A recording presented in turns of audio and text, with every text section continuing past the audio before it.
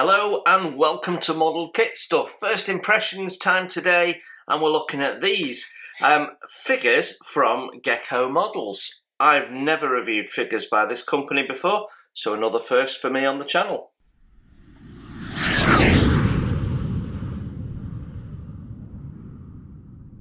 Yes, hello, we're looking at figures. I don't often look at figures, but I'm going to be using these very soon in an upcoming build. When we've finished our B17, we'll be building a very small diorama which will have these figures included in them. So I thought we'd have a bit of a look at them and see what we get. So I bought figures from several companies in the past, but never Gecko Models. So it tells us that we've got Scottish Highlander Piper and infantry from Normandy, June 1944. Well, could be Normandy, could be somewhere in Germany, which is where I intend to use them. It says, not a toy for adults or the user aged 14 or over. Cement and paint not included. Actual model may vary from the image on the box, so actually we could have ducks, horses and pigs in there possibly. I don't know why they say such things like that, because, you know, vary in what way? It's a straight. I always think it's a strange comment. And then precise model kit ready for assembly. So, you know, putting all the disclaimers to one side, what we've got is some marching Scottish infantry, and they've got different weapons and equipment. And what drew me to it was the fact that we had a Piper, and that's something a little bit different. So yeah, very nice. Gecko Models, model reference number 35GM0006. And on the side there, we've got the same information as we've got on the top of the box. And we've got contact information for the company in Hong Kong and various other things. That side's the same. Then we've got what appears to be an image of the completed models. I say that because you can see that they're mounted on blue tack. So this isn't a CAD image, so that's very nice. And then on the back, we've got our parts list. So maybe we take a look at that as start of our instructions. So we should have all of these, 1, 2, 3, 4, 5, 6, 7 plastic sprues. Looks like one per figure, and then a couple for various amounts of kit. And then this one, which is in a different colour. I can't imagine these are clear parts with them being weapons, but maybe they are in a different colour. I don't know. So almost half the sprues are to deal with equipment. But some of the figures have specific equipment on their sprue as well. Tells us we've got photo-etch and tells us we've got decals. Now, it's quite rare that you get decals in a figure set, unless of course they're doing something like, you know, putting up road signs or something like that. So yeah, looks like we've got straps and buckles for the weapons on the photo-etch. So that's a lovely touch. They're usually something you have to buy as an upgrade set. So yeah, very nice.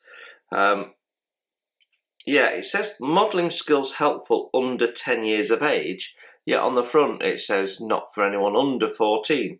So again, their disclaimers aren't quite lined up, are they? Right, side opening box. Nobody really likes them, but it is what it is. Haha. I can take that back almost instantly because this is just a cover. So we have an inner box. So this is really well packaged. Nice, strong, sturdy box. And then when we open it up, we've got our parts inside, which are lots of space in there, free to roam around. So they could have done that in a box nearly half the size. Okay, so parts are in Ziploc bags, multiple sprues in Ziploc bags. So if they're going to put multiple sprues in, they might as well just use one big bag, I guess. And then at the bottom here, we've got paperwork. So let's have a look at that. what we've got, photo-etch and decals. Right, so what we've got is a gatefold instruction manual that's quite colourful and a bit glossy, so a little hard on the eyes on the desk, although actually when I put it lying down flat I'm not getting any reflection. You are though, so we'll just hold it up like that. So we've got the box art repeated,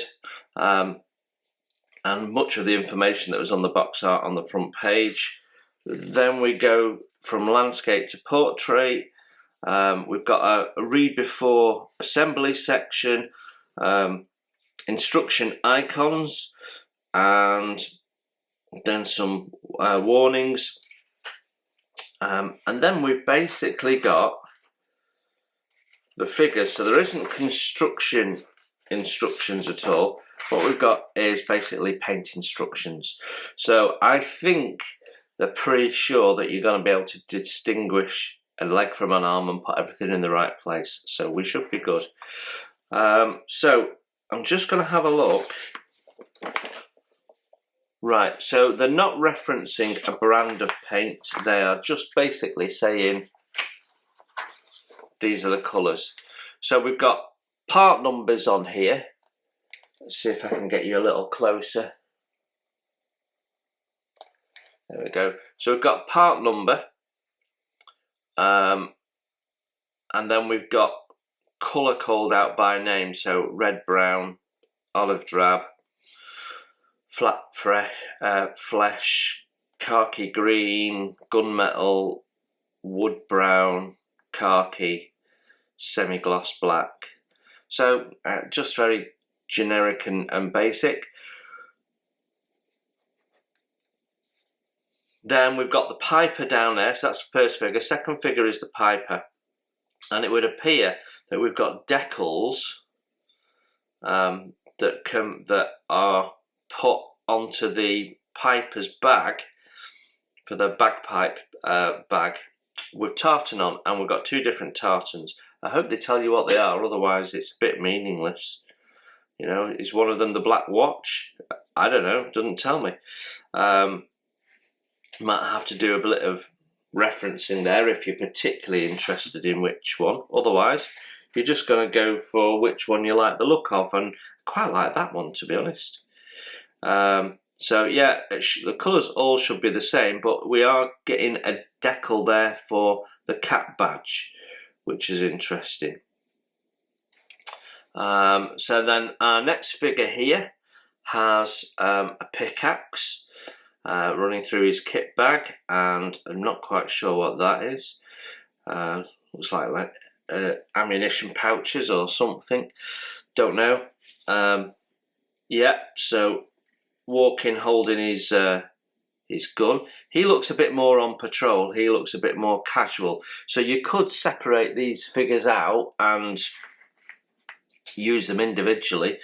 Yeah, because he looks like he's, you know, checking out a street or a building or something. So although collectively I think they probably all look good, they could be used individually and tell a different story.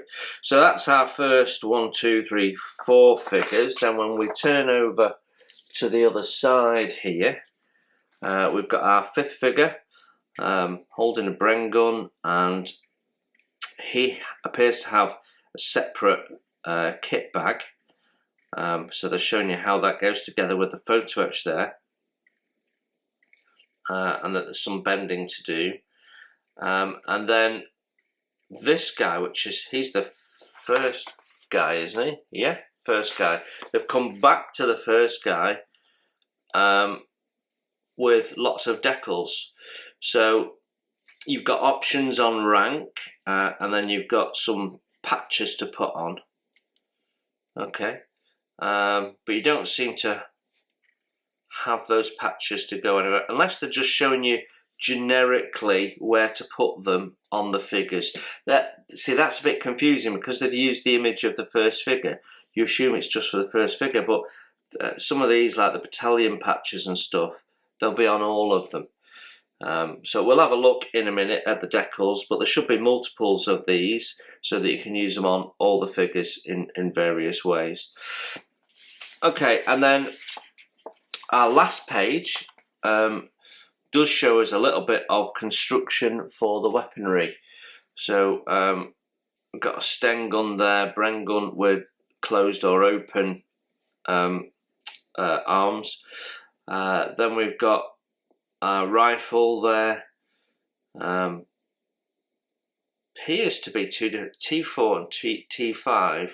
Just trying to see what the difference is. Oh, right, okay, yeah, it is a different rifle. So two different types of rifle.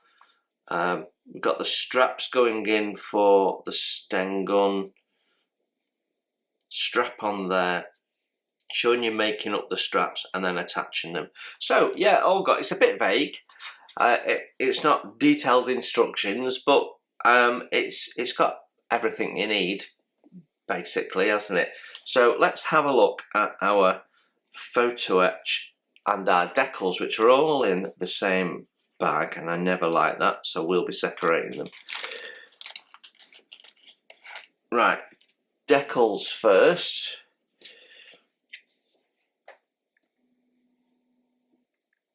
Oh, that's a little close. There we go. And we're in focus. Brilliant. So, two big squares of tartan. And I have no idea how easy it's going to be to get that onto the bagpipes bag. We'll have a look when we look at the plastic, but I'm going to imagine it will be a nightmare. Yeah, to wrap it and get it to settle, and then you're going to be collecting it at the back, and you've probably got more than you need, so you might have to trim. Yeah, doesn't feel like it's going to be an easy process. Then we've got, like I suspected, multiple rank badges, battalion patches, and so on. So that's nice. Decals themselves, they feel a bit chunky under my finger. But they don't have much in the way of additional decal film. I don't see any margin really. A little bit on these patches here, but not a huge amount. So yeah, they're just a bit chunky, but I don't mind that so much when the patches, because they're going to stand proud like a real patch. So that's okay. That's not an issue. And then, you know, this isn't going to have surface around it, so again, it's not going to be an issue. So yeah, they're a bit chunky. If this was a vehicle and these were decals for a vehicle, I'd be a bit more concerned that they're going to be visible even after clear coating. But on these figures, not a problem at all. And as I'm not that familiar with Gecko models, I don't know if this is typical or whether they've made them thicker just so they look like patches. I'm guessing not though. Right, photo etch next. Okay, so our photo etch is just focusing on the straps for the weapons. So I love that because most figures you'd buy, they simply wouldn't include that. And then if you want to put straps on, you're either going aftermarket or making some from very, very thin white card or maybe masking tape. So the fact that they've done that is brilliant. Absolutely anneal these before you do anything with them, and then you can really get them flexible to the shapes you want. So yeah, really nice. Got this horrible tape on, but it seems to be something more and more companies are doing. It's just adding cost and work really. But yeah, I can see that these are going to be really useful, and you might think they'll be a bit fiddly, but you'll be surprised. They won't be so bad, and a lot of these you'll be able to leave in the brass colour as brass. So yeah, that will be handy as well. A lot of the buckles would be brass in real life, so you don't even have to paint them. So the only thing you're going to have to paint is these. But get them attached, get them shaped, and then just go over them with your brush, and you'll be fine.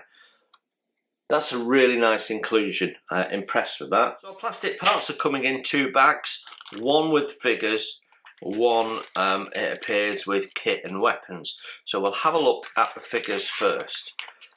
So Ziploc bag, which is great because if you're using the figures on separate projects, you've got nice storage for them.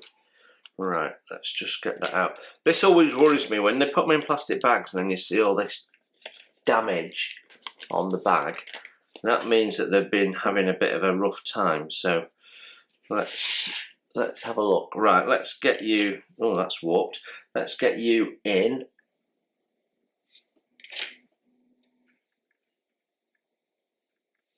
There we go. So my first observation is quite a bit of flash on these. If you look at his, if you look at the sprue, you can see quite a bit of flash. And what you've actually got on the figures is flash and heavy seams. So the actual moulding of them is not too crisp. But the actual figure itself, not so bad. The folds and things look quite natural. The fall of the trousers looks nice. Yeah, it's not particularly sharp though. I have seen better figures. There's a lot of seam. The seam is really quite heavy.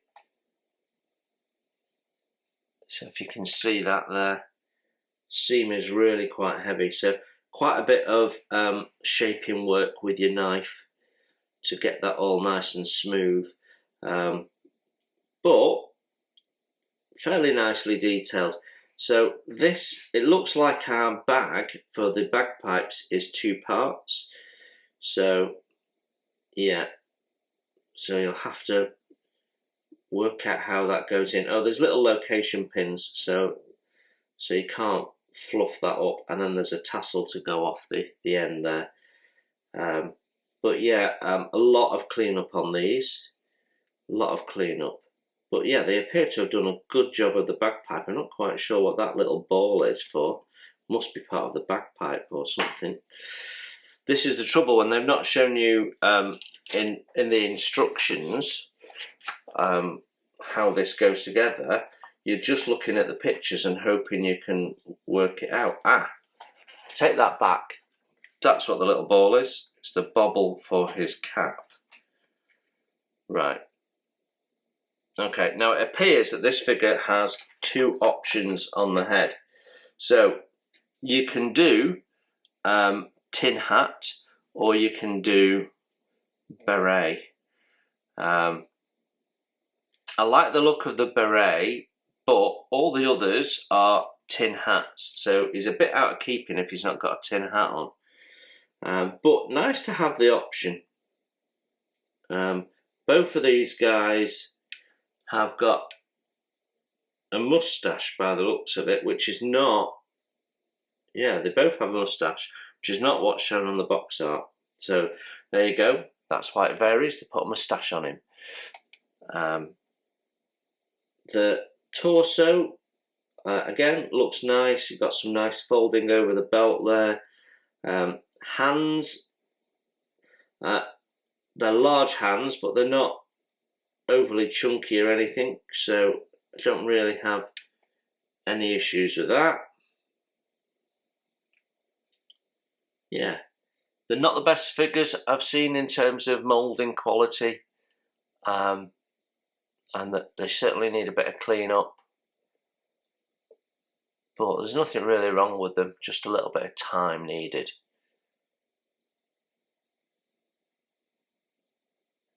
Yeah, all good. Right, let's have a look at our next figure. So this is our next figure.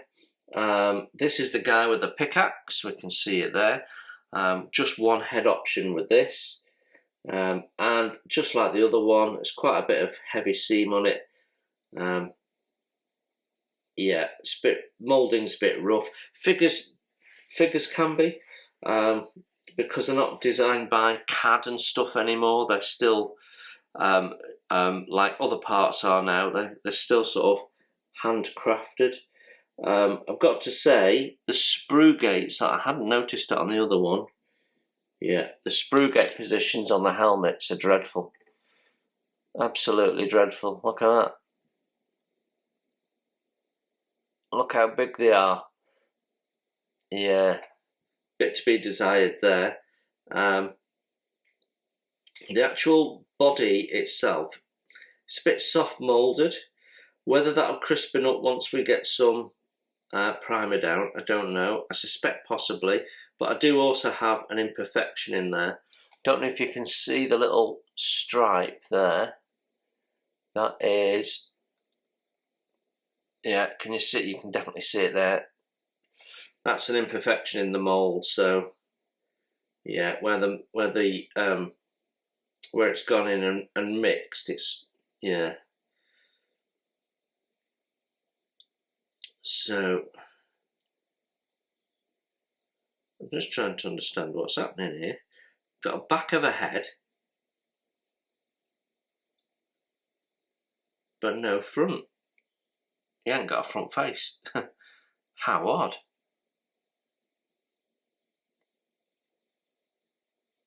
So does that mean I think that's a short shot and I've got his face is missing. I think there should be a face there. Let me just have a look at,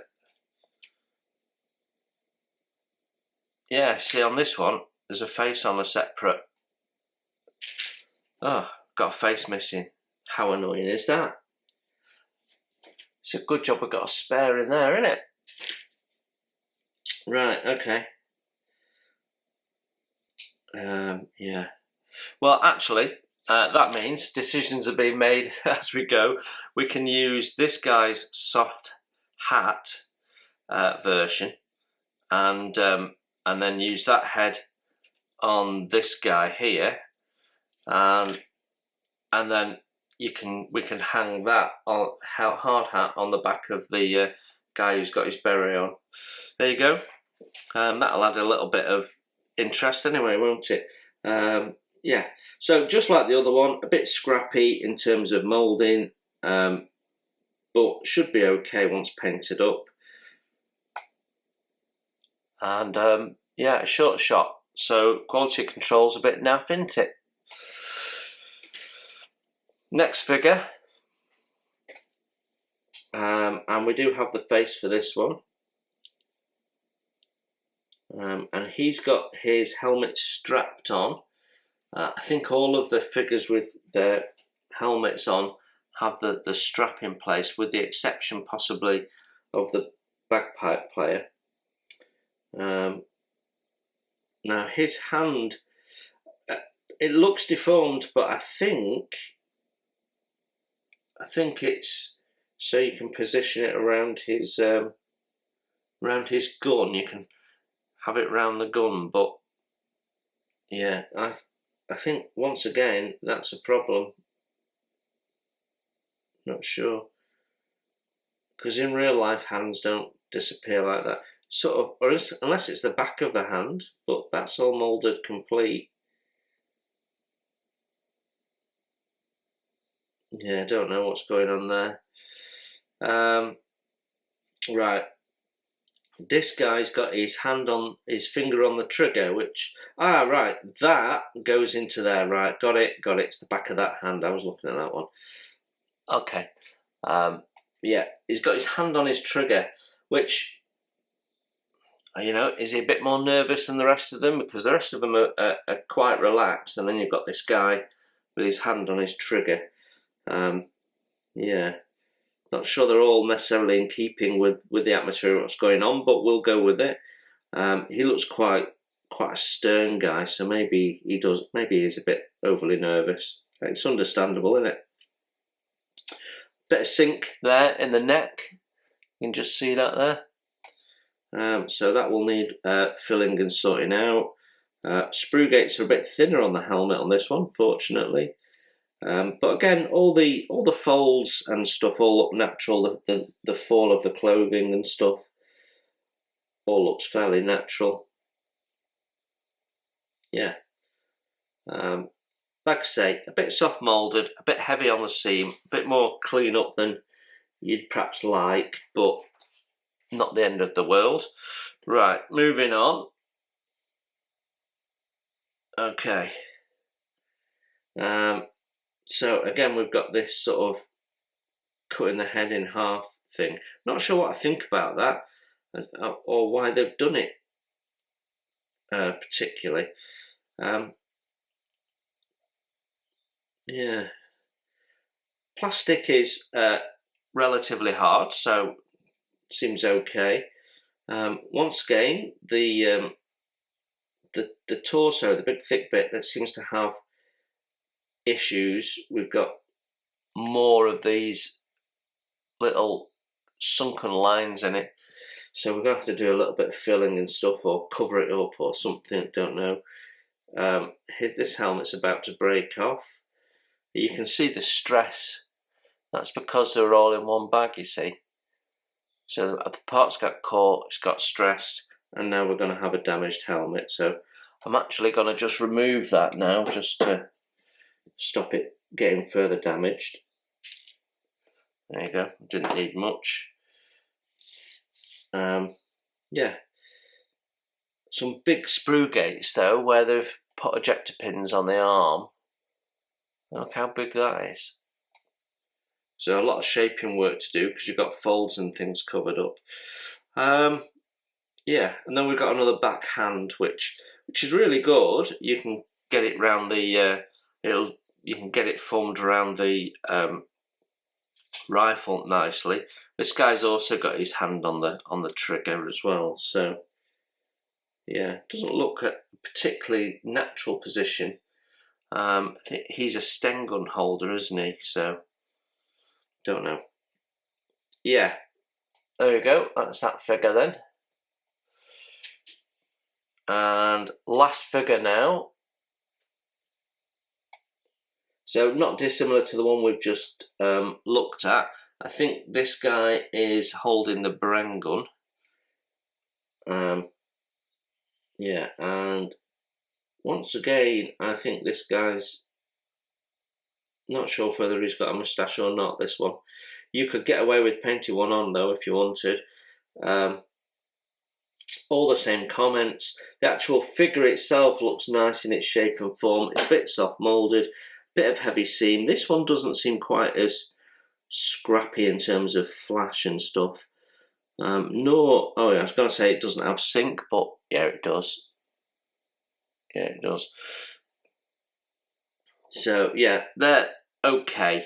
They're okay. Right, let's have a look at our kit.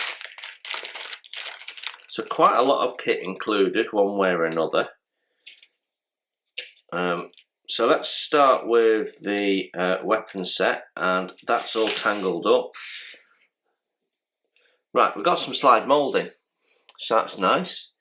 They've actually, on the Bren gun, given it's 135 scale, on the Bren gun we've got an open end there, so that's good. Bren gun itself, this is nice and crisp, much better than the figures. Nice and crisply moulded. Detail level is lovely, although the handle is smooth. I think they're not supposed to be. I think there's grooves in them, but yeah, I mean, it's instantly recognisable as a Bren gun. Seam isn't too bad on these, so this is much better. Then we've got the open and closed stand legs. Then we've got our selection of rifles. So we've got, I think, have we got more rifles than we need? Not sure. I think so.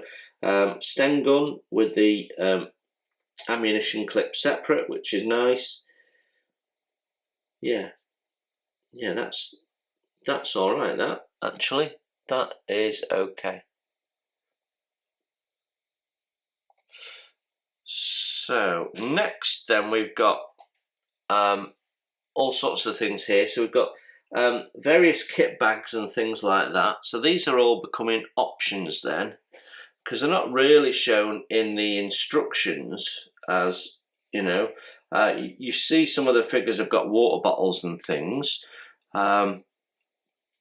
So yeah, what is interesting is we've got some alternative helmets. So we've got steel helmets without the camouflage netting. So you could swap a couple of these out and make it look a little bit different.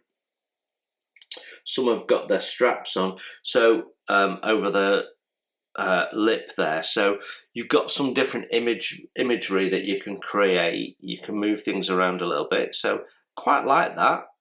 That's quite good. Although you've got some big ejector pins in some of these that will get in the way of the heads if you're not careful. And then we've got various kit bags. Yeah, they're quite nice actually. Nothing wrong with those. And then at the end, in amongst all this big lump of flash, you've got some binoculars. So yeah. Yeah, a lot of seam on there to clean up, and some sink. Yeah, definitely seen better quality parts. But with some careful cleanup, they should be okay. Then we've got more kit here. So we've got ammunition pouches, water bottles. I think that is case for binoculars. Then we've got kit here. So is that like the I'm going to say bread bag, but I'm sure it's got an actual name. One of which has got a little fold in, so almost an indentation for the rifle. So if I just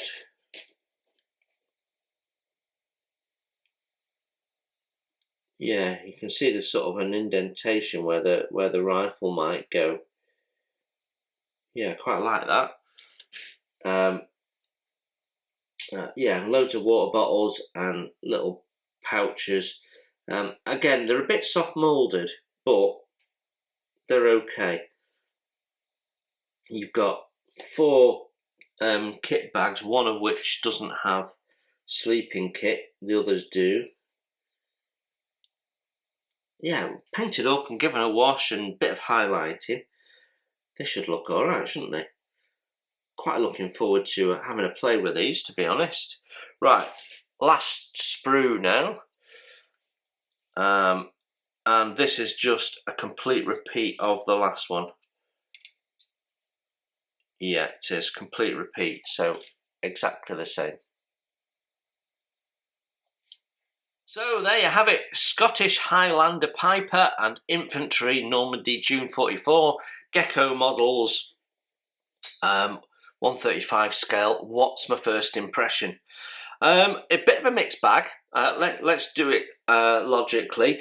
Packaging is excellent. On the outside, the box is well packaged. You're going to struggle to create any cause any damage to the contents. So really love that.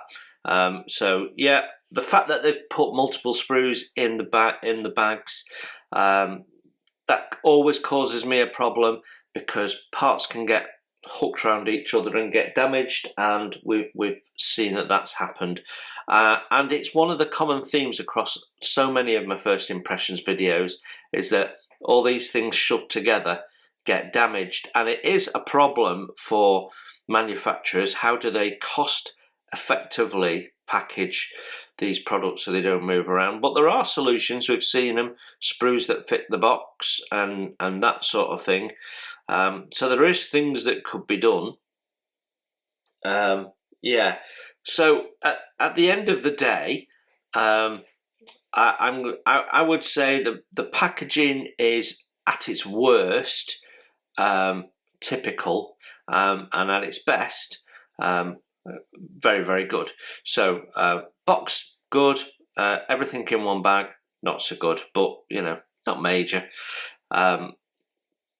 Then if we think about the instructions, they could be a bit clearer, to be honest. A little assembly picture of, you know, of the arms and legs going in, and so you can think about positioning them, or if they can be multi-position, that being clear. Yeah, but generally, it should be intuitive to build the figures up, so it's not a biggie. And the paint instructions, they've gone with not focusing on a brand, which I don't necessarily have a problem with, and giving you the colours. So it's not quite, you're left to go on your own devices and work it out. So it's not as bad as some Chinese manufacturers, but it would be nice to have a reference. Some modelers will miss the fact that there isn't references. Doesn't bother me so much anyway, because I would tend to do the research around it anyhow. Then of course we've got the Decals, and they're a really nice addition. They're a bit chunky, but actually in this instance it won't be a problem. In fact, it might add some realism to it, which is great. We will have to judge when we come to use them whether that thickness of some of the decals that are so small is giving you a problem with getting them to sit properly. Potentially there's a risk there, but it's a really nice addition that we've got all these patches and you're not having to try and paint something on or look for aftermarket. So that's fabulous. So yeah, then so the instructions are okay, not amazing, but enough to do the job, and there is some assembly instructions around the weapons and what have you.